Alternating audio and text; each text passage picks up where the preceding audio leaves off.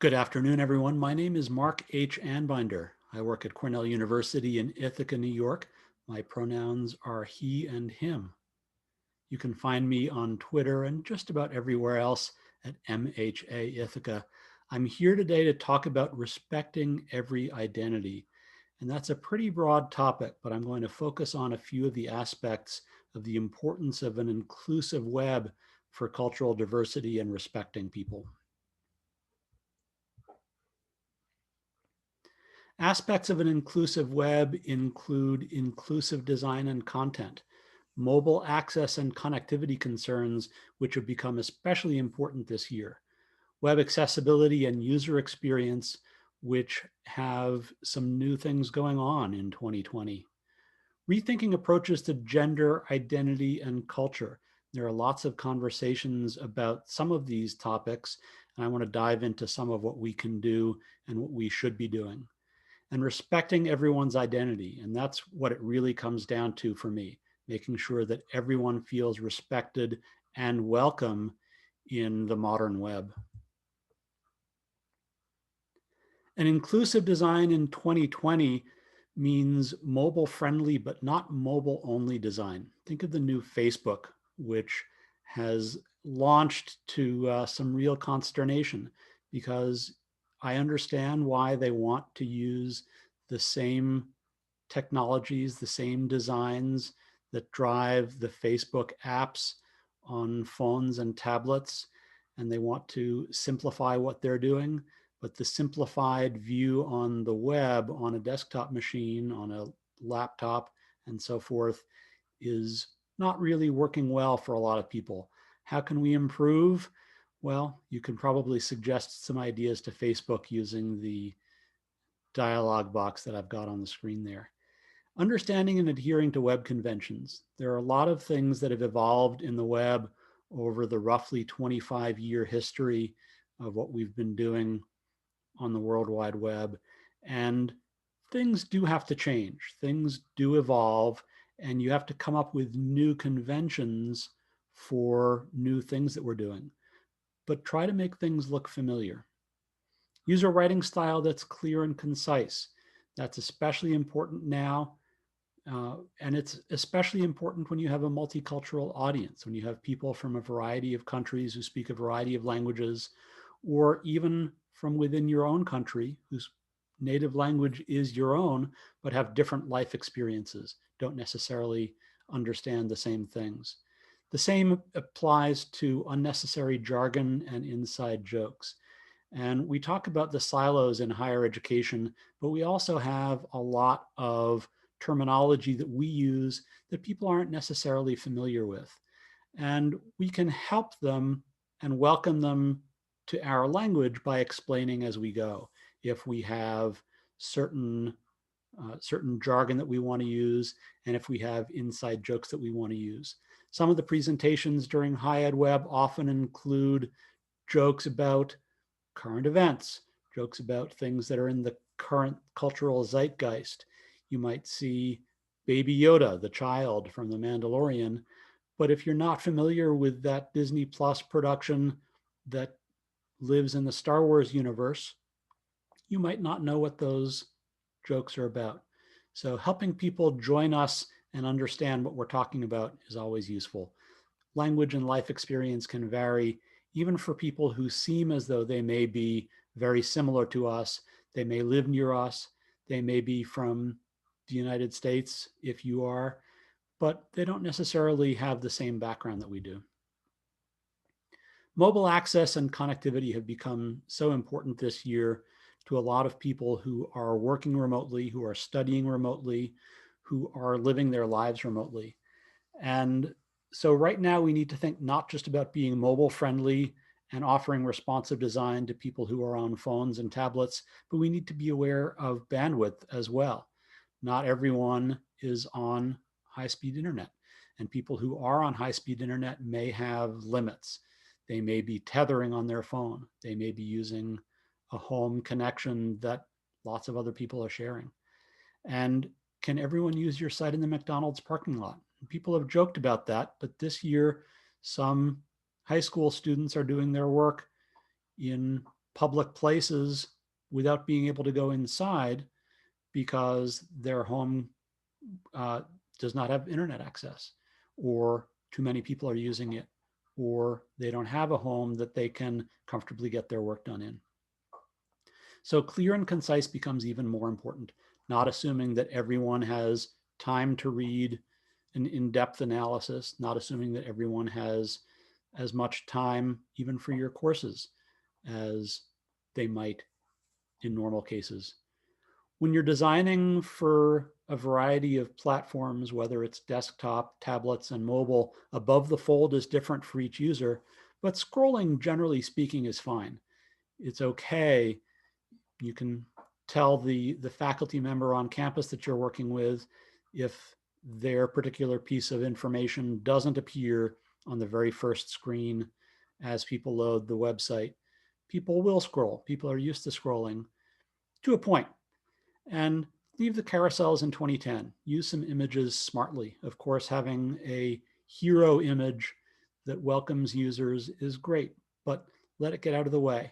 And certainly don't allow carousels, if you use them sparingly, to be the only way of getting at content. We see some sites where the headlines are a carousel of images that may or may not include the wording of the headline or an excerpt of the text of what you're providing a link to. But that should never be the only way to get to something, especially if you have people sitting and waiting for several images in your carousel to scroll by. Web accessibility and user experience are vital. That's never changed, but it's become much more of a topic for us. And accessibility in particular is well covered elsewhere this week. But there are a couple of tidbits on my mind. It's important to be aware of how forms affect users, especially on mobile devices. Make sure that you can tab from field to field as well as click from field to field. Make sure if you have a pop-up menu, it's easy to use. In many cases, you don't need a pop-up menu. For example, we often see a need for people to pick a birth date or another date for whatever the case may be from a series of menus, making people choose a month and then a day and then a year from 3 pop-up menus may seem easy, but it gets tiresome after a while. It especially gets tiresome if you have to scroll through a long list of years. Let's say you're not 20 and your birth year is a little further back in the list. Making people scroll through that long list becomes even more cumbersome. It turns out that people who are familiar with entering their birth year know how to type it. They're used to typing it. And it will be much quicker if you allow people to type it. In some cases, your pop-up menu allows people to type to select something, and that might be okay. But in many cases, you'll do just fine if you allow people to type in a date. And in terms of user experience, will users figure out a hamburger menu? Sometimes they will. It's not obvious to many new web users. At this point, people have come to recognize the 3 little horizontal lines as a menu. I was working on a website last year in which the first draft of a new mobile interface for the site had 2 hamburger menus on the same site at the same time. And that seemed like it was worth avoiding. So be careful about the user experience as you make things mobile friendly as well as desktop friendly. The main topic I want to talk about today involves respecting people's identities. Respecting everyone begins in many ways with rethinking our assumptions and our preconceived notions of the world. We've all grown up, or in some cases, just grown older without growing up, in our own culture, surrounded by our own friends, our own things that we're used to.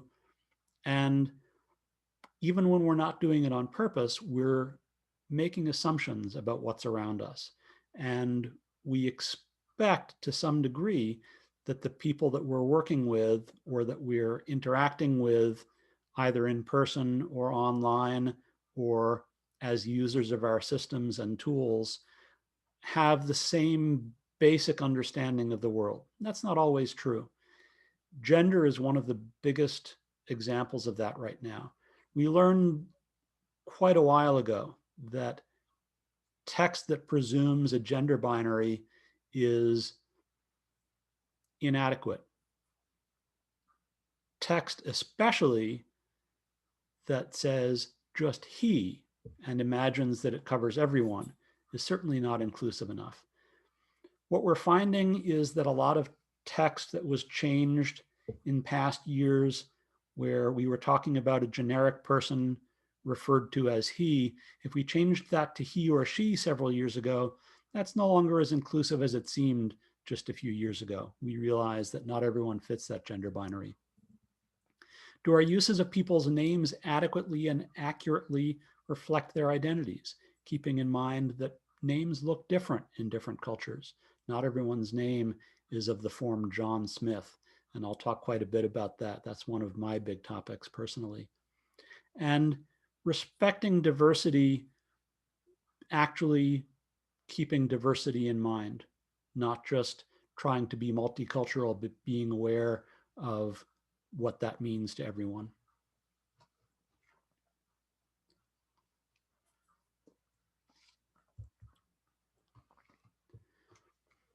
Respecting gender diversity involves taking a look at the assumptions that we make about language, because gendered language is deeply entrenched in English. That's true in many other languages as well. And one of the interesting things about some of the languages in our backgrounds is that some of these languages are gendered in other ways. Every noun might have its own gender, even when it does not involve a person or animal that has a biological gender. The first image that I've got on this screen, where note that the masculine gender is more worthy than the feminine, and the feminine more worthy than the neuter. It turns out that's not speaking about gender of people and whether different genders of people are better than others. It's talking about Latin, and that's talking about the idea that the masculine gendered nouns are preeminent. And we can imagine where that idea could have come from. The generic he probably evolved from that sort of thinking, the idea that masculine covers everyone, and of course it doesn't. And in the next image there, it's an excerpt that says, Johnson says that everybody but John J. O'Brien knows that the English language is destitute of a singular personal pronoun, third person of common gender, but usage sanctions the employment of he, him, and his as the common gender. Therefore, under he, women can certainly register. And that was the assumption for a very long time, that he, him, and his was adequate to cover everyone, not just people of male gender. Of course, that's no longer true. Similarly, the word man has long been used to refer to everyone, not just male people. The generic man is in where no man has gone before, one of the phrases in Star Trek that was updated in, I think it was the 80s, to say where no one has gone before. And that is absolutely more inclusive. I think Gene Roddenberry welcomed that, even though he had written that original line, where no man has gone before. I should mention that the word man goes back to a Proto-Indo-European word that was not gendered, and it did represent all humans.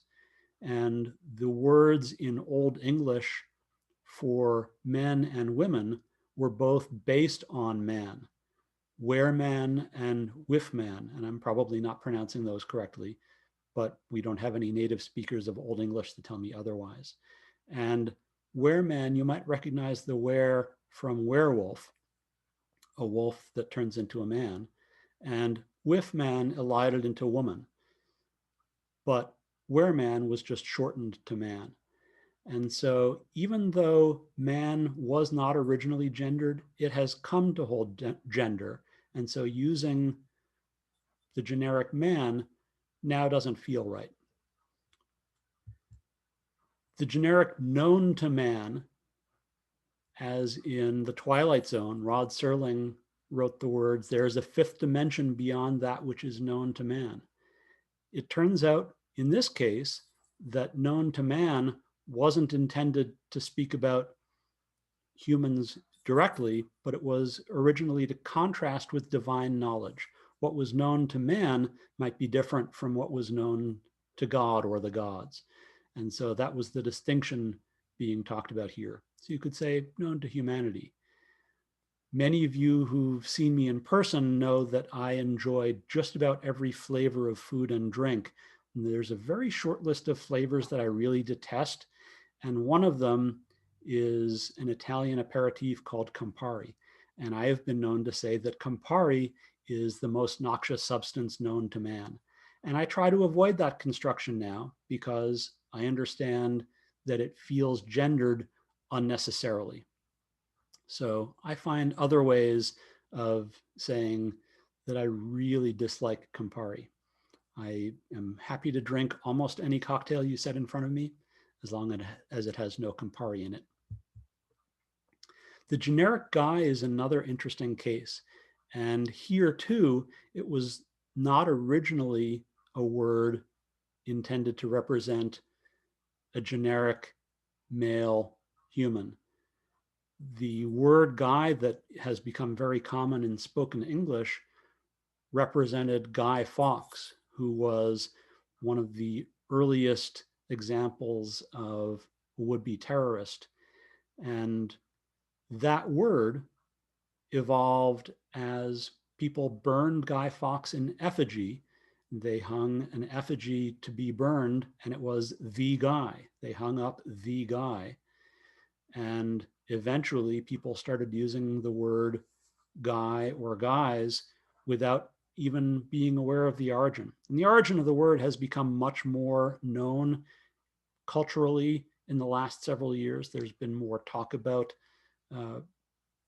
the incident that Guy Fawkes tried to bring about. And a lot of people would say that the word guy is no longer gendered. There are certainly lots of women who will say, oh, I use guy just as I use dude in a non-gendered way. I call my female friends dude, or I say, hey, you guys, when talking to people of any gender. And while it's true that common usage has become much less gendered, the fact that there is gender in the past of this word means that some people are uncomfortable with it. And we should respect that as best we can. If you want to come up with another way of saying you guys, there are lots of alternatives, whether it's hey friends or hey all, even you all or yous or yins. Some of the regionalisms that have cropped up to deal with the fact that there is not really still a second person plural for you in the English language. And that brings me to this. Respecting gender diversity includes recognizing some of the ways that language has evolved. The generic he or she and the singular they that has largely replaced he or she is no different from the way English evolved in past decades and centuries, so that the pronoun you is now used as a singular. And here's a fun piece from Reddit. Man, I hate it when people use the pronoun you as a singular pronoun in an informal setting. You is plural, unless thou dost speak to an unfamiliar person. The correct singular second person pronoun is thou in most cases. Grammar never changes. Pronouns must always stay one way until the end of time. Learn thy proper English, kids these days. So that's a good example of how language changes, and we might as well be willing to change with it and respect the fact that people will often look at things that have held gender in the past, even if they don't seem to now, and be uncomfortable with them. I'm not going to try reading the Old English at the bottom of that Reddit, but I took Old English back in college, so I could probably do pretty well. But the general idea is language does change, and the singular they, as uncomfortable as it may feel to a linguist or grammarian who is used to saying, this is how it is and this is how it will always be, we can get over it. When we're talking about gender, it's not just gendered language, but how we use gender for the individuals that we're interacting with. When we're asking people to fill out forms, when we're asking people to tell us who they are, do we need to ask about gender? There are situations in which we might. When we're offering housing on campus and we're telling people that we have gendered housing, we have housing for male students and female students. In many cases, there is mixed gender housing, and there is housing that is gender neutral or gender agnostic, so to speak. We might still need to ask how people represent themselves, letting people specify whether they are male or female or neither, and we can let people have a custom option. We want to avoid the word other for the important reason that we never want people to feel othered. And I won't go in depth into that, but the idea is to make everyone welcome and feel that we are considering them the way they want to be seen. So letting people select their own pronoun is a wise approach.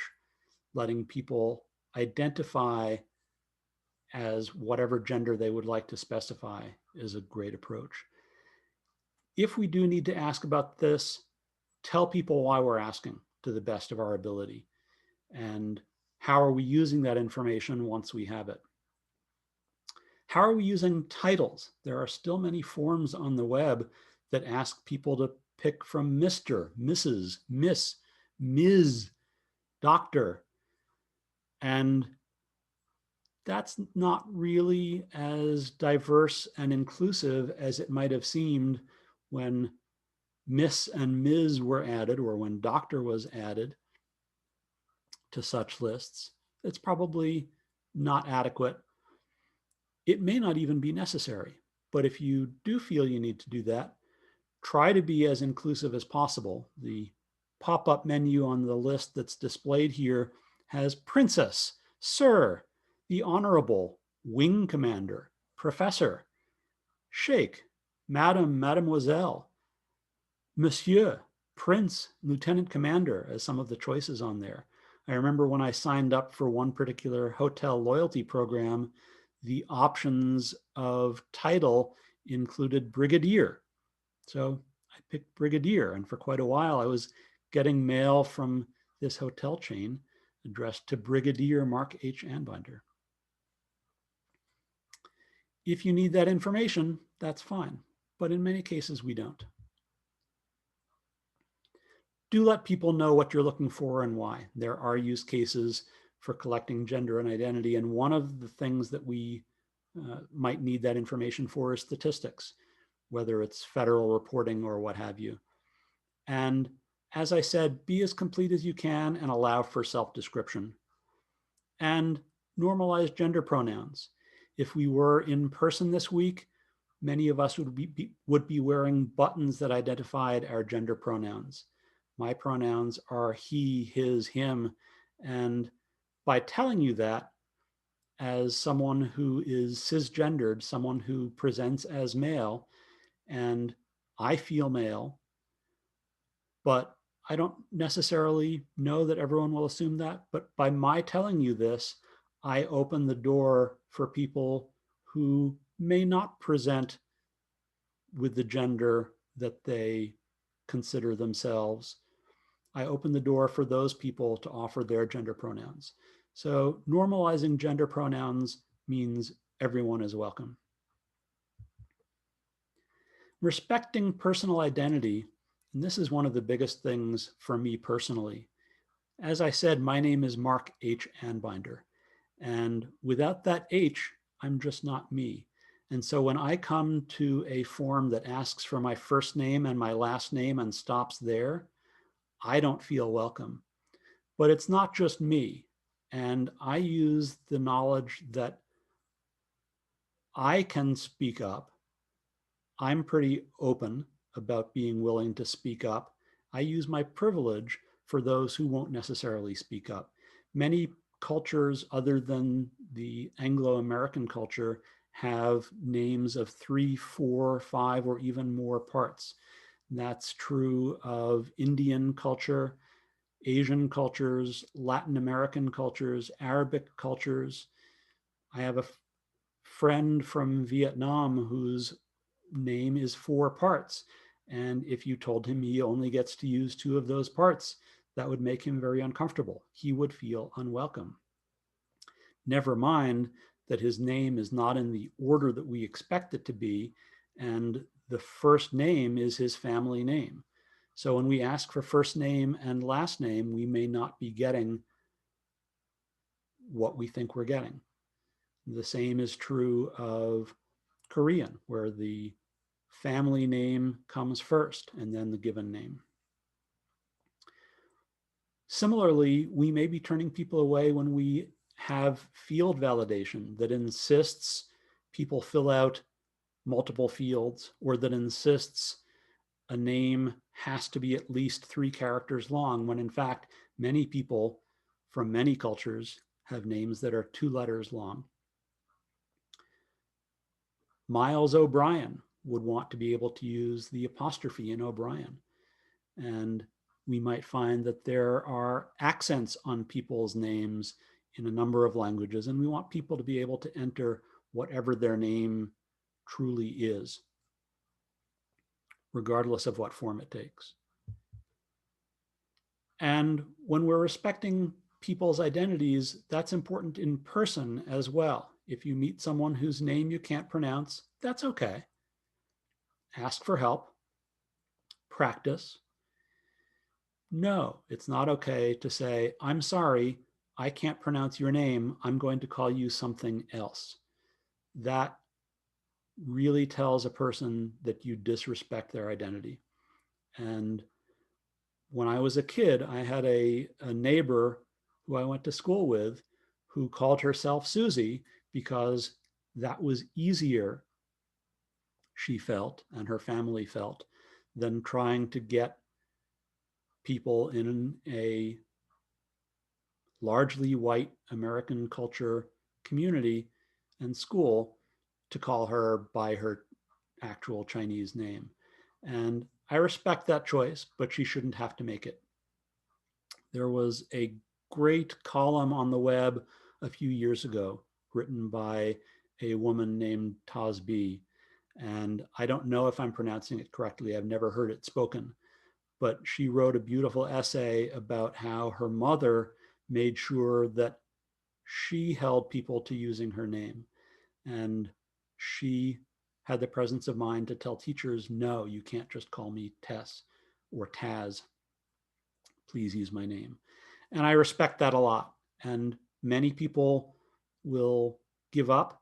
Many people don't feel the need. Many people will happily use a nickname, and that's okay. That's their choice. And the people who want to use their real names, we should respect that as best we can, practice as best we can. And if you speak English without speaking a lot of other foreign languages, you may find that your ability to make certain sounds just isn't there. But you can usually try and practice and get there eventually. It's worth spending the time. One of the reasons that we use first name and last name fields, and I'll be honest, there are lots of reasons that we do it, is that we are taking this information and doing a variety of things with it. We're sorting people's names. We're using greetings like Dear Mark. We're creating printed lists of all of the attendees who will be at an event. And we want to be able to find people's names easily. So I understand why some of these things happen. But think about what we might be able to do without being able to sort, without being able to separate into first and last names.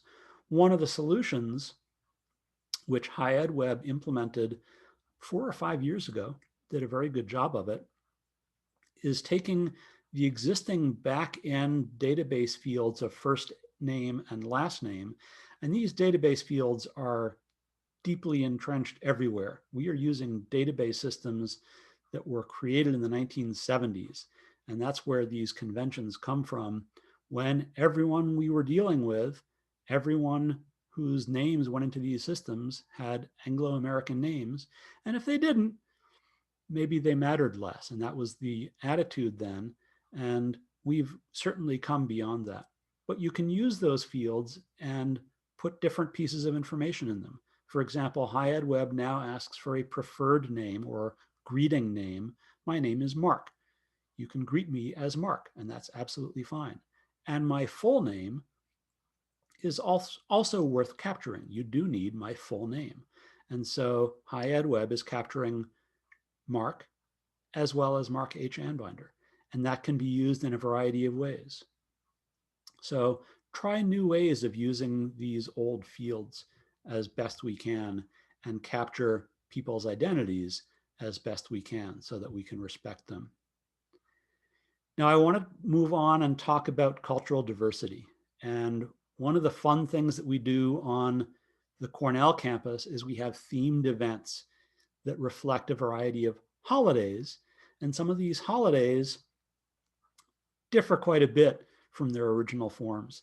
If you look at this leprechaun dancing on St. Patrick's Day, St. Patrick's Day, as celebrated in the US in many ways, bears no resemblance to the original religious feast day that it's based on in Ireland, but it has become a very big celebration in the US, and we celebrate it on our campus. This actually wasn't on the Cornell campus, this photo, but we celebrate it with Irish themed meals in a couple of our dining rooms, and they're fantastic. If you're using Irish themed and Irish inspired menus to celebrate St. Patrick's Day, I think that's a good approach to take. And you can do that without some of the inanity. Certainly you want to avoid a lot of the drinking on campus. But where do you draw the line?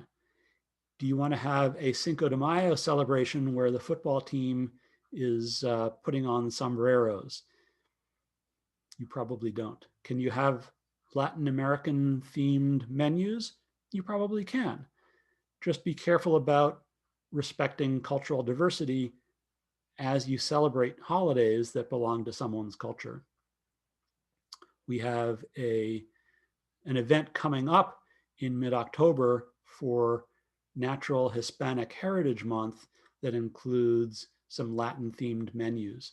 And that seems like an appropriate approach. When you're celebrating the Lunar New Year, having an Asian-themed menu is appropriate. But be careful where you go with the costumes. This is an old photo from a very old Chinese New Year event where they probably went a bit overboard in the observance with the costumes. And when talking about our area's history, are we respecting the cultures who came before us? Also in mid-October is Indigenous Peoples Day, as celebrated on many college campuses and in parts of the world. It overlaps with Thanksgiving in Canada and with Columbus Day, federal holiday in the United States. And without worrying about Columbus Day for now, are we respecting the indigenous cultures who were in many of our areas before we were? And are we at the same time being respectful of the many cultures that are here with us now? And I think that's very important. And Ithaca is on the traditional lands of the Haudenosaunee Federation, and we can talk about that at Cornell. And I think it's worth talking about. And I regret that you'll be seeing this after Indigenous Peoples Day, but you can think about it for next year. I want to thank you for opening your mind and thinking about the different ways that we can respect every identity. And I will look forward to the opportunity to discuss some of these topics with everyone. My name is Mark H. Anbinder, and I wish you a good afternoon. Thank you.